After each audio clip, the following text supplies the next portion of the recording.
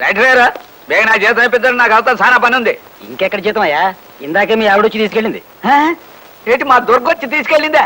దానికి ఎందుకు ఇచ్చారండి? నేనెక్కడిచ్చానయ్యా? ఆవిడే లాక్కుపోయింది. గోవిందా గోవిందా, అయితే ఈ నెలంతా జేబు ఖర్చుకి దమ్మిడి దొరకనట్టే. రే 111. Yes sir. ఇటు ఎస్ సార్. ఈ నెల జీతం మన చేతికి అందలేదు.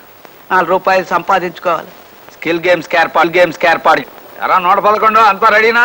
అంతా రెడీ సార్. ఎరా ఆట మొదలెడదామా? రండి. కూర్చోండి. మీ అందరికీ తెలుసు కదా, ఇట్లాంటి స్కిల్ గేమ్స్ ఆడి న్యాయంగా గెలిచి డబ్బు సంపాదిస్తాడే తప్ప లంచం కింద ఒక పైసా ముట్టుకోడి నిప్పప్పలు సామి. ఆడండి.